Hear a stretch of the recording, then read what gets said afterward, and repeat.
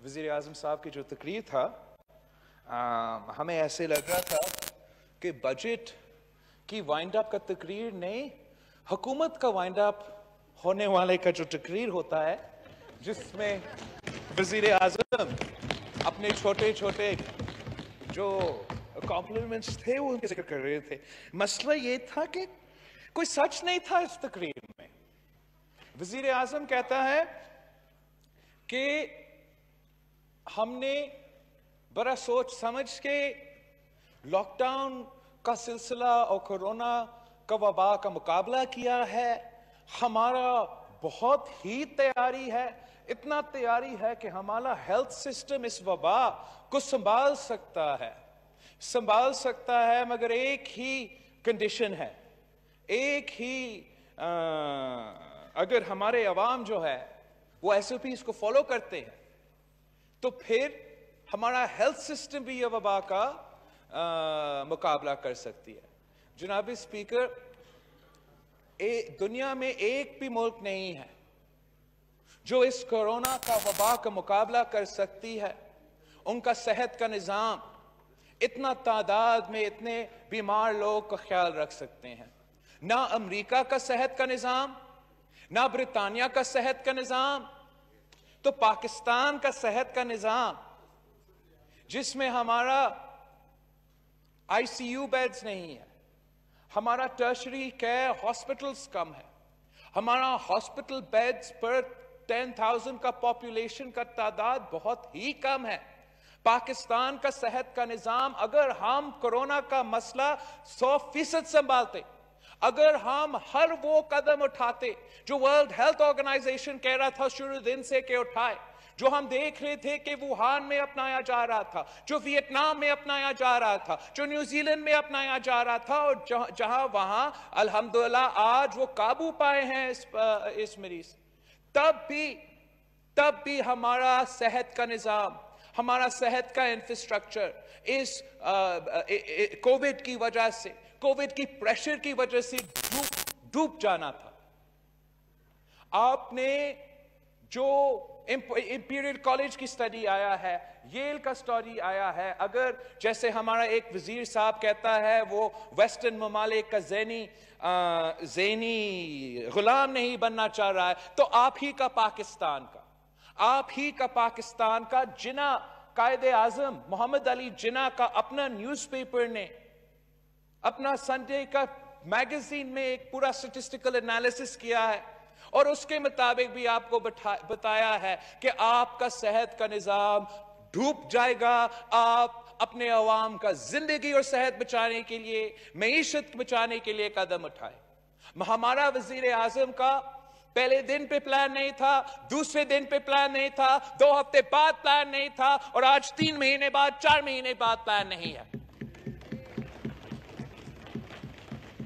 Lockdown का ये सिर्फ मतलब नहीं था कि आपने अपने अवाम को कहना था कि अपना ख्याल रखे। उस टाइम में आपने क्या कदम उठाना था? उस टाइम में आपने पाकिस्तान का टेस्टिंग कैपेसिटी में इतना इजाफा करना था कि हम हर केस को टेस्ट कर सके, हर केस को ट्रेस कर सके, हर केस को आइसोलेट कर सके। हमने अपना इन्फेक्शन रेट में कमी ले आना था, हमने अपना हॉस्पिटल बेड्स का तादाद में, अपना आइसोलेशन बेड्स का तादाद में, अपना HTU यूनिट्स में, अपना ICU यूनिट्स में, जंगी बुनियादों में पहले 2 हफ्ता में इजाफा करना था, जो हम आज तक नहीं कर रहे हैं। अगर पूरी रीजन में पर कैपिटा सबसे ज्यादा टेस्ट हो रहे हैं तो सूबे सिंध में हो रहे हैं।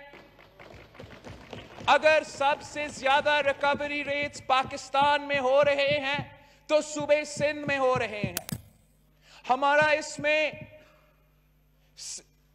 सिर्फ इसलिए हो रहा है कि अवाम का टेस्ट हो रहा है, वो जस्ट हॉस्पिटल जाना चाहते हैं, लेकिन हमारा इंफ्रास्ट्रक्चर या किसी सूबा का इंफ्रास्ट्रक्चर इनका नालायकी को बर्दाश्त नहीं कर सकते। अब जिस तेजी से ये बीमारी फैल रही है, जिस तेजी से पाकिस्तान के अवाम बीमार हो रहे हैं, फौत हो रहे हैं, कोई किसी सूबा का हेल्थ इंफ्रास्ट्रक्चर अब इस तादाद को बर्दाश्त नहीं कर सकेगा। ये स्मार्ट लॉकडाउन का शोर करे तो स्मार्ट लॉकडाउन करते पहले दिन से नहीं कर रहे हैं। जब WHO ने 2 हफ्ता पहले हमें खत लिखा, हर सूबा को खत लिखा कि लॉकडाउन करे, फेज वाइज करे, 2 वीक्स ऑन करे, 2 वीक्स ऑफ करे, तब भी मुस्तरद कर दिया। कोई कदम उठाने को तैयार नहीं है। चलिए लॉकडाउन ना करे। अगर आपने IMF को खुश रखना है, IMF को पैसा देना है, लोन वापस करना है, तो लॉकडाउन ना करे, लेकिन वो कदम उठाए जिससे आप अपना आवाम का सेहत और जिंदगी बचा सकते हैं। आप अपना हेल्थ सिस्टम में इन्वेस्ट करें। मान लो कि हम जंग की सूरत हाल में हैं, मान लो कि हमने पाकिस्तानियों के लिए अपने हॉस्पिटल्स में इजाफा करना है, ICUs में इजाफा करना है। अब कैसे कह सकते हो कि हम तैयार हैं, पाकिस्तान तैयार है? अगर पाकिस्तान तैयार है तो हमारे लोग क्यों मर रहे हैं? अगर पाकिस्तान तैयार है तो हमारे डॉक्टर्स, हमारे नर्सेस, हमारा पैरामेडिक्स आज तक क्यों रो रहे हैं? इसलिए कि हम ना तैयार हैं, ना तैयार थे और ना तैयार होने के लिए कुछ कदम उठाने को तैयार है। सिर्फ इसलिए कि हमारा वजीर आजम की अना की वजह से, सिर्फ इसलिए कि हमारा वजीर आजम किसी एक स्टडी को पढ़ने को तैयार नहीं है, किसी एक आर्टिकल या साइंटिफिक स्टडी को पढ़ने को तैयार नहीं है, किसी एक डॉक्टर का, किसी एक एपिडेमियोलॉजिस्ट का बात मानने को तैयार नहीं है। कैसे कह सकता है कि जो आपका अमवात होगा, जो आपका शराय अमवात होगा, उससे कोई ताल्लुक नहीं होगा आपका मईशत से। जितने लोग मरेंगे उतने ज्यादा नुकसान होगा आपका मईशत को। जितना ही लोग बीमार होते उतनी ज्यादा नुकसान होगा आपका मईशत को। अब जरा सोचे, अगर एक खानदान में एक जो अर्निंग मेंबर है वो फौत हो जाता है, बीमार हो जाता है, तो पूरा खानदान का क्या होगा? वो कैसे अपने आप को खिलाएंगे? जिस तादाद में, जिस तेजी से ये बीमारी फैल रही है, मुझे तो ऐसा लग रहा है कि पाकिस्तान, रियासत पाकिस्तान वही किरदार अदा कर रहा है जो हमने कारगिल में किया था, जो हमारे लोग, हमारे सोल्जर्स, हमारे सिपाही जंग तो लड़ रहे थे, शहीद हो रहे थे, जैसे आज हमारे डॉक्टर्स, हमारे नर्सेस कर रहे हैं, लेकिन हमारे रियासत मानने को तैयार नहीं था। कहते थे कि कोई जंग नहीं है, हमारा सोल्जर्स वहां नहीं है, सामान नहीं बेचते थे, उनके लिए यूनिफॉर्म्स नहीं थे, सप्लाईज नहीं, खाना तक नहीं था। आज भी पाकिस्तान में ये वबा फैल रही है। हम अपना डॉक्टर्स को, अपना नर्सेस को, अपना पैरामेडिक्स को ना वो प्रोटेक्टिव केयर देने को तैयार है, ना उनको तनख्वाह में वो इजाफा करने को तैयार है, और ना ही उनको वो रिस्क अलाउंस देने को तैयार है। ये इस वजीर आजम की अना की वजह से है, ये इस वजीर आजम की नालायकी की वजह से है, और सबसे बढ़कर कि ये इसलिए है कि हमारा वजीर आजम इलेक्टेड नहीं, सिलेक्टेड है। अगर इलेक्टेड होता, जमहूरी तरीके से इलेक्टेड होता, तो एक एक इंसान का जिंदगी का फिक्र करता। अभी उसको कोई फिक्र ही नहीं पड़ता कि पाकिस्तान के अवाम मरे तो सो मरे, बीमार हो तो सो बीमार हो जाए। उसने किसी और तरफ देखना है वोट्स लेने के लिए, उसे किसी और तरफ देखना है हुकूमत बचाने के लिए। आज भी ये तकरीर मेरे लिए नहीं था, आज भी ये तकरीर ख्वाजा आसिफ साहब के लिए नहीं था, ये तकरीर सिलेक्टर्स के लिए था, आवाम के लिए नहीं था। पाकिस्तान क्या, पाकिस्तान के अवाम या सिलेक्टर्स, आप क्या कह रहे हैं उनको कि आपका सबसे बड़ा कामयाबी आपका फॉरेन पॉलिसी है? वो हुकूमत, वो वजीर आजम जो कश्मीर, मकबूजा कश्मीर का सूरत हाल उनके नाक के नीचे जो हुआ है, आप कश्मीरियों से पूछे, मकबूजा कश्मीर के अवाम से पूछे कि क्या आपका फॉरेन पॉलिसी कामयाब रहा है, वो आपको जवाब देंगे। आपका फॉरेन पॉलिसी बुज़दिलाना रहा है, आपका फॉरेन पॉलिसी एक कठपुतली का फॉरेन पॉलिसी रहा है, आपका फॉरेन पॉलिसी पाकिस्तान की तारीख का सबसे कमजोर फॉरेन पॉलिसी रहा है। आप पाकिस्तान की वाहिद वजीर आजम हो जिसने मोदी का कैंपेन चलाया है, जिसने पुलवामा का हमला के बाद कहा कि वजीर आजम मोदी बनेगा तो कश्मीर का मसला हल हो जाएगा।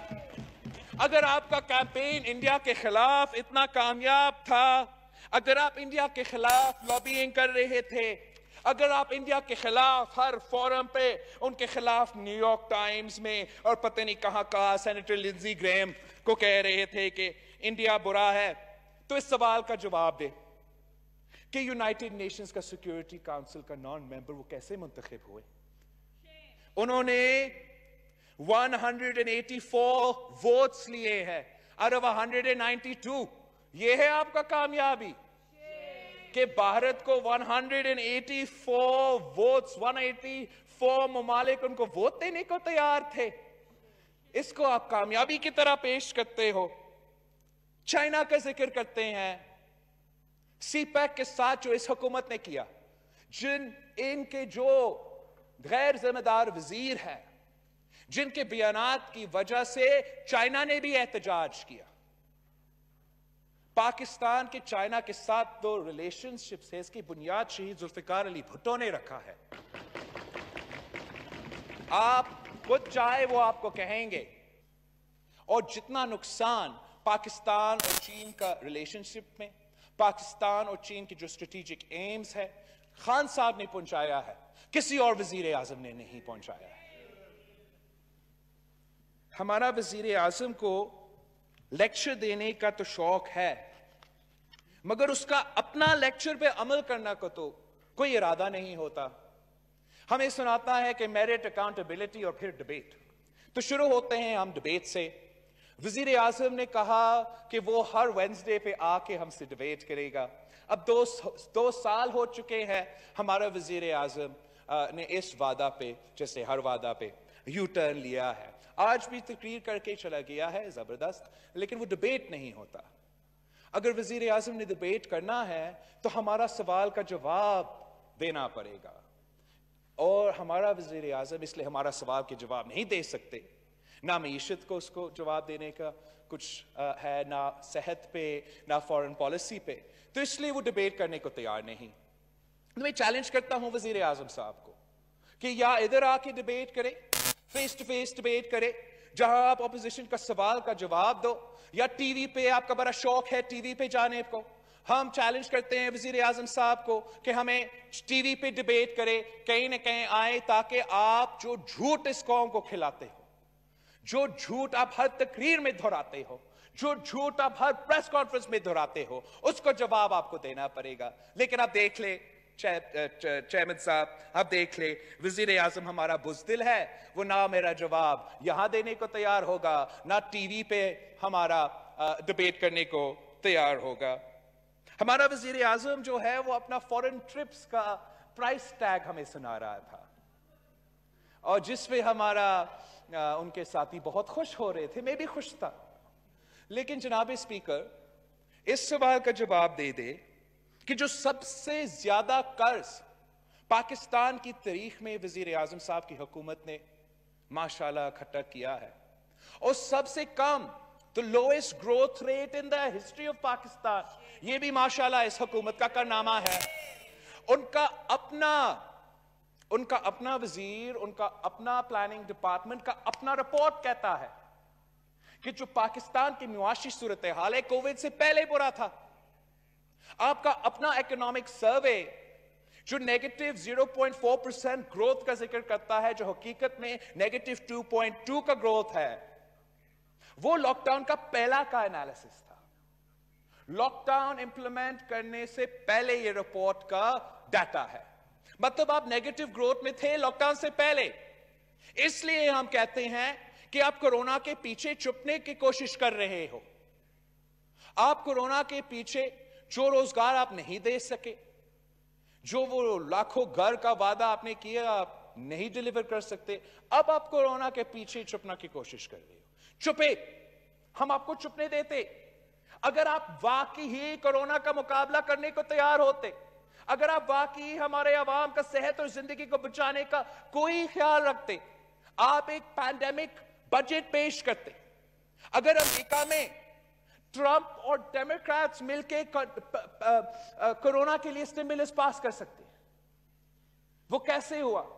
ने बातचीत की, अपने एक दिन के लिए ऑपोजिशन के साथ अपना बजट बनाने में, पैंडेमिक बजट बनाने में बात करने की कोशिश नहीं की।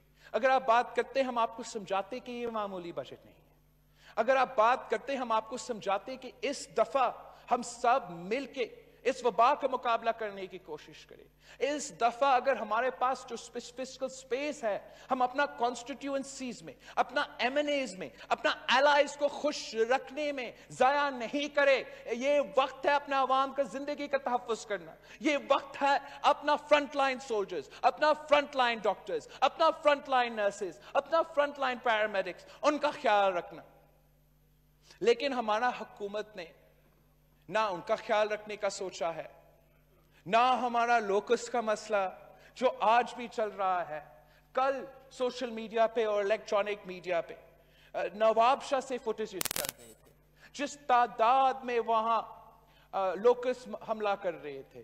हर किसी को नजर आ रहा था कि अगर आपके पास हवाई जहाज नहीं है, आप उनका खात्मा नहीं कर सकते हैं। हुकूमत का वादा था, हुकूमत का नेशनल एक्शन प्लान था। आज तक लोकस्ट उड़ रहे हैं, लेकिन इस हुकूमत का जो पेस्टिसाइड्स का प्लेन है, एक का भी बंदोबस्त नहीं हुआ। सिंध में अभी तक सखर में बैठा हुआ है, कोई पायलट नहीं है।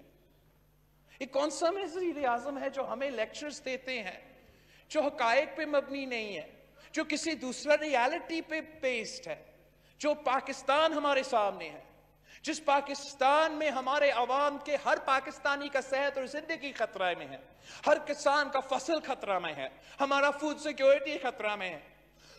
उस पे हमारा वजीर आजम कोई सही दिलचस्पी नहीं लेती, या उसको कोई वो एडवाइस नहीं दिया जा रहा।